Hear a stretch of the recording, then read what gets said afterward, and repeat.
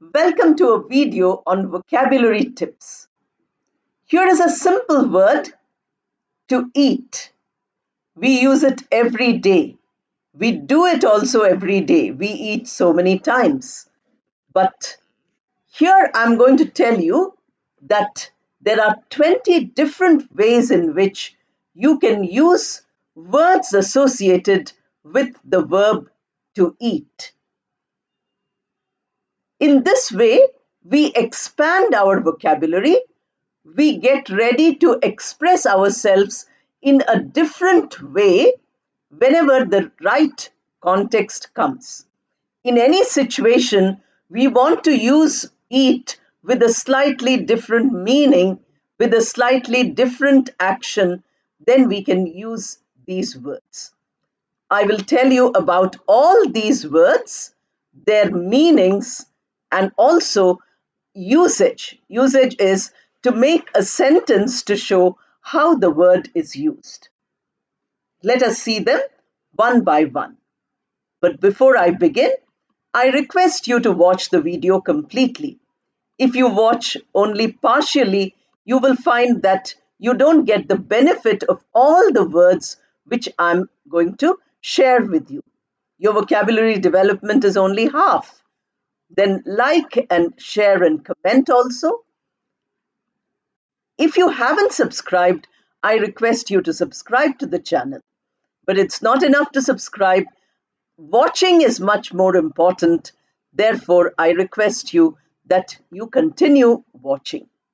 Let us now begin to talk about this verb to eat or eating. You have food in front of you. You say, I am eating.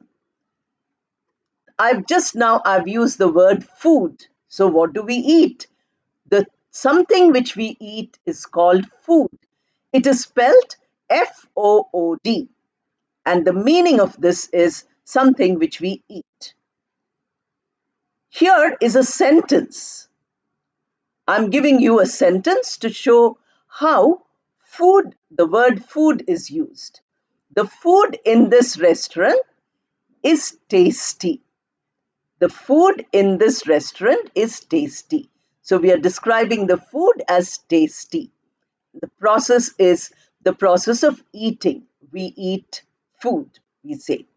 Now we have the next word number 2, and that is meal. MEAL. Meal is a regular routine when we get food, when food is given, and that is called a meal. For instance, for a specific occasion, for a regular occasion when food is given to people, that is a meal. If you go to a place at lunchtime, you might get a meal. They advertise in the menu as the meal. So that is the meal. The poor, here is the sentence. I gave you the word MEAL, meaning on any occasion, regular routine, the food that is served, that is called meal. The sentence is, the poor in that village usually eat only one meal during the day. They are poor. Usually we eat 3 or 4 times. We eat 2 full meals, lunch and dinner. But the poor, they don't get so much. They have only one meal, which is so sad. That is what the sentence is saying. Now, in winter, we prefer to have a hot meal in the night. Suppose in winter you eat something cold, then it doesn't really help you. You need a hot meal. So we say that hot meal, the word meal is used here. Then the names of the meals are there. Breakfast, lunch, dinner. I have used these 3 words, word number 3, 4, and 5. We spell BREAKFAST. Fast means when you don't eat for a long time, that is called fast. Break means to halt that fast. So the word is spelled as break fast, but it is not pronounced as break fast. It is pronounced as breakfast. Break gets stress, fast doesn't get stressed, so we pronounce as breakfast.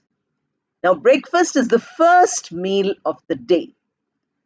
First time when you eat after waking up in the morning, that meal is the breakfast because I told you, break, fast. Fast for, sometimes 8 hours, 10 hours, 12 hours. Many people don't eat after 7 in the evening. So 12 hours, again 7 next morning, they eat, and that is their breakfast. My son only eats boiled eggs for breakfast. So you're now giving a sentence where you say, my son only eats boiled eggs for breakfast. You are using the word breakfast, and that is what we have to do. Use all these words associated with eat. Then you have lunch. Lunch is eaten at the middle of the day, starting from 12 to 2. Usually the timing might differ for different people. So that is midday meal. A meal which is eaten at midday is called lunch, lunch. The boss hosted a lunch in the office cafeteria to celebrate his birthday. Now, here is a long sentence. You can make many sentences out of this. The boss hosted a lunch. Then you can say, the lunch was in the cafeteria. Then you can also say, the boss gave the lunch to celebrate his birthday. So we are using lunch in 3 sentences. From a single sentence, I got 3 sentences and I shared them with you. Now you have dinner. Dinner is the evening meal. Earlier there was a word supper, supper. Today we are not using that much. It was there in English.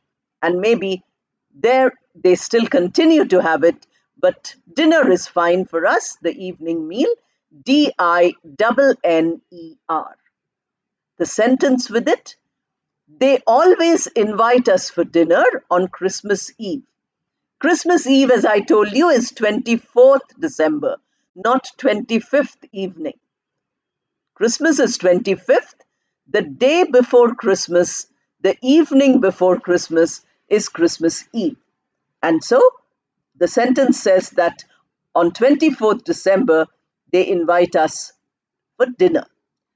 Now we have word number 6. We have covered the meals, the names of the meals, we've covered food, we have completed 6 words. Now we have completed 5 words. We've come to the 6th word. The word is bite, B-I-T-E. B-I-T-E, bite also is a form of eating. When you take a small amount of food, if it is a big piece, you take a small amount of it inside your mouth.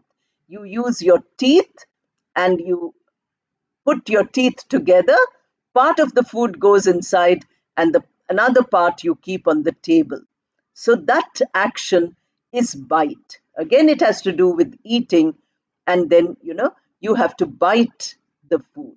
If the food is a big piece or if the food is very hard, then we have to bite. The children enjoyed every bite of their burger. The burger is very huge. You can't eat it all at once in one go. So what you do, you take a little piece. Every time you take a little piece, it is called a bite. So every bite, they took so many bites, the entire burger was finished. So the children enjoyed every bite of the burger. That is the sentence, that is the way the word bite is used. Then we come to word number 7, and that is chew, C-H-E-W. That is the spelling. The pronunciation is chew. The word chew implies that the food goes into your mouth and you press your teeth again and again till it is ready for you to take it inside. You keep moving your jaws. These are your jaws. Remember, I did for you the human body, which part is called what. So these are two jaws, the upper jaw and the lower jaw. You keep moving them as I'm moving when I talk, and the food gets crushed. That motion of the two jaws is called chew. CHEW, and that is the meaning of it. You break up the food into small particles, into a small, something like a bolus, BOLUS. That also a food which is mashed, put together like this, that is called bolus, extra word for you. So we have a sentence. You must chew your food well to be able to digest it. So the food has to be digested by chewing. So you chew your food well. That is the sentence. Now we move on to sentence number 8. The word number 8 and followed by a sentence number 8. The word is swallow. SWALLOW. Swallow. Swallow. So we are saying swallow. That is the food which is there in your mouth. You take it into the food pipe. There is a food pipe here. So you push it into the food pipe. It goes inside. It gives nourishment to your body. So the food which is taken into the mouth has to go inside. And that process is called swallow, where you take a drink of water, then you take it inside, that is swallow. The food goes in, that also is swallow. It reaches your stomach, the stomach is inside here. So you say, she tried to swallow the pills without water and choked. Pill is medicine, small tablet. What you do, you take the tablet, you take some water, and then you put it inside. Usually, the tablet might be a little bitter, so we don't like to just chew it, or we don't like to bite it. We like to swallow it. But what you have to do, you have to use water to swallow. But here, somebody is not using water, and then the tablet choke. That means instead of going into the food pipe, it goes into the air pipe, the wind pipe. The wind is, two pipes here, the wind and the air, food. So if food goes into the windpipe, we start coughing and choking. So that is the word choke, that you have CHOKE, choke. Choke means you are unable to breathe. Food has got into the wrong place. Then you have word number 9, and that is sip, SIP. Sip means to take a drink very slowly. You take it a small amount. Somebody has given you a juice in a big glass. What you do is you take a little, put the glass down, keep it in your mouth for some time, and then only swallow it. So that small portion of liquid which you take in is called sip, SIP. Now here is a sentence with sip.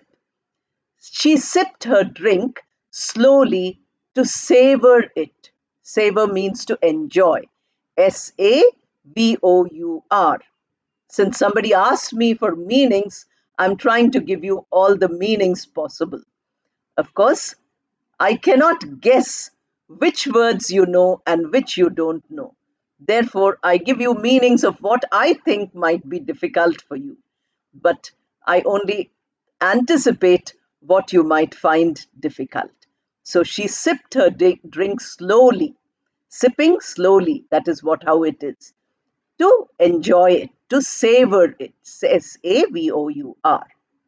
Then you have word number 10, and that is gulp. So we say gulp is, to take a lot of food inside and try to swallow it quickly. You take the food, too much of food, and you swallow it quickly. That is gulp. This is not a very good way of eating, but it is a part of eating. Please remember, today our main word is eating.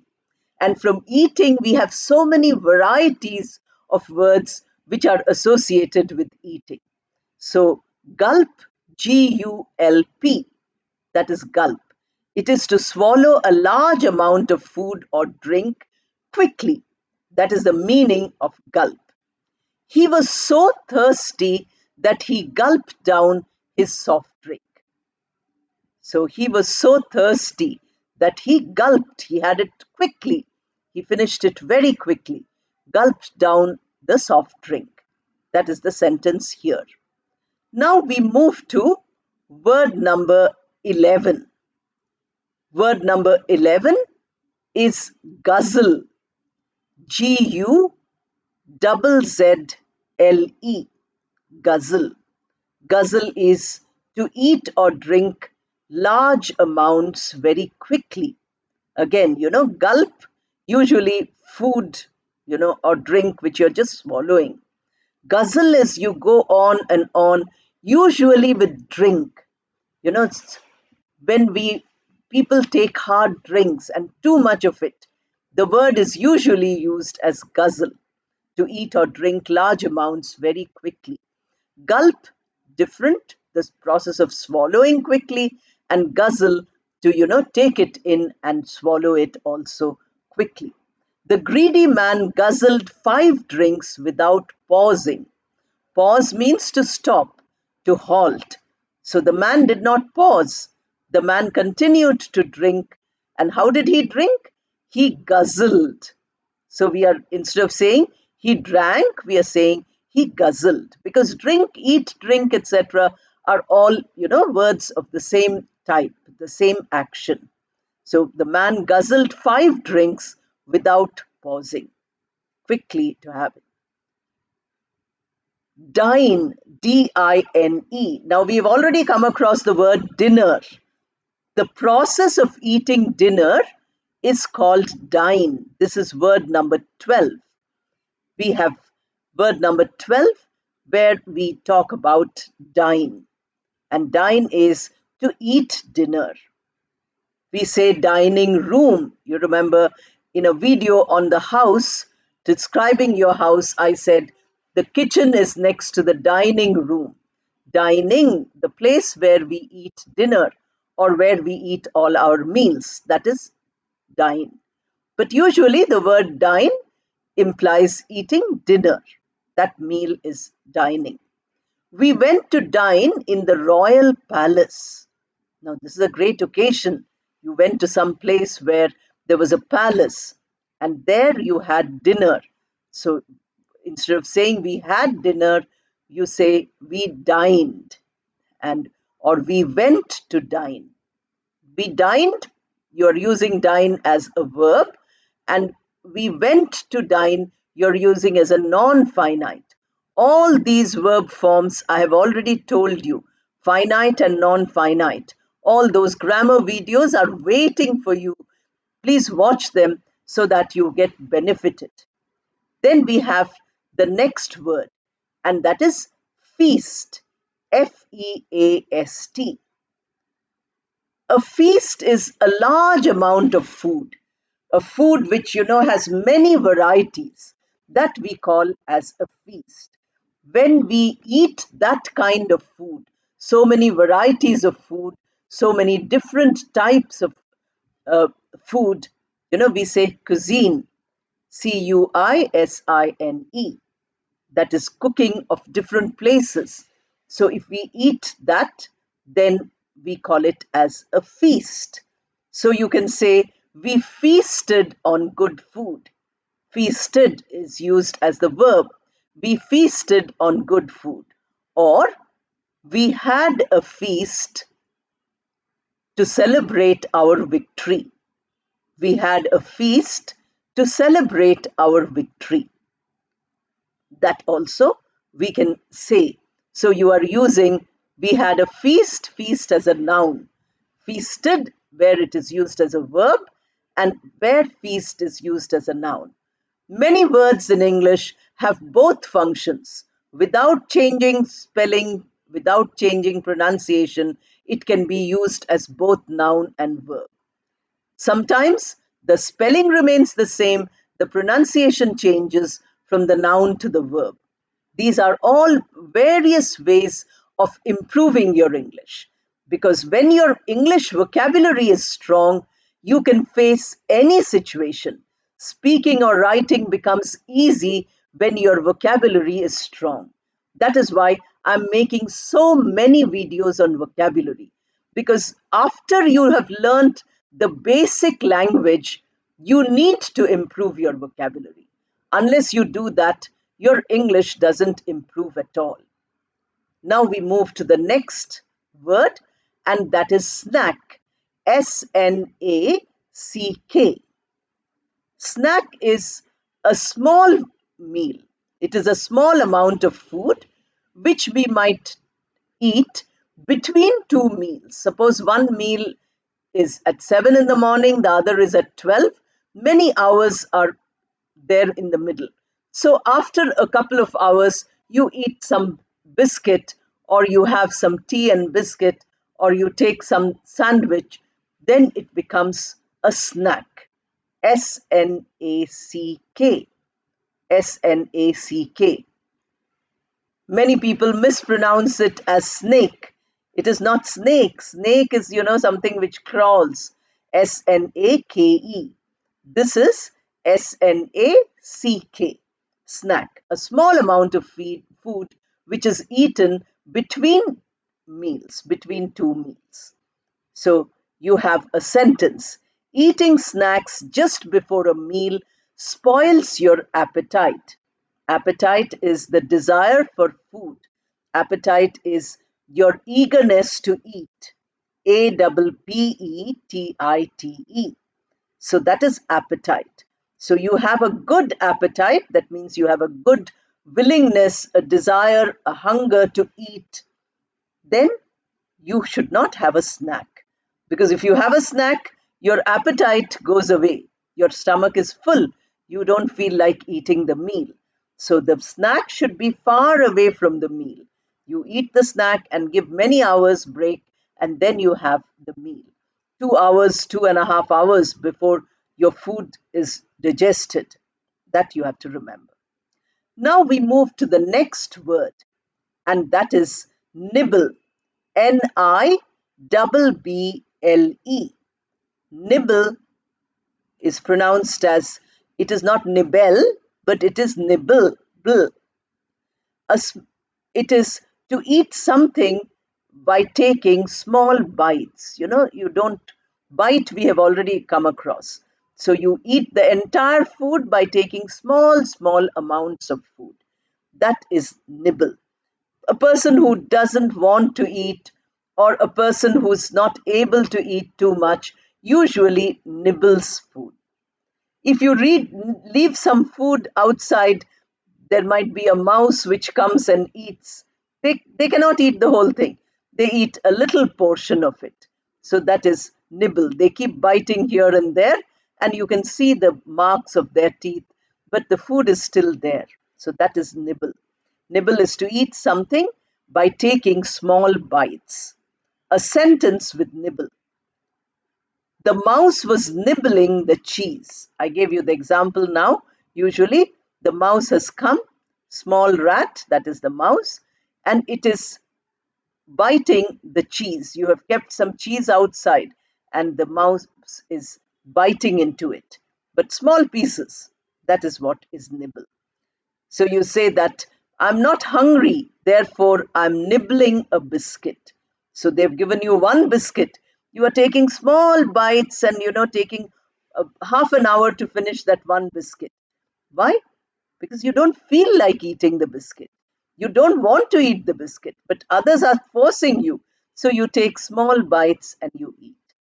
Then you have the next word, and that is munch. Munch. Munch is to eat by making a noise. When you are chewing, we have come across the word chew. So eat or chew, making a noise, that is munch. If you take something which makes a sound, then that sound is munch. In polite behavior, we are supposed to close our lips and make little noise while eating.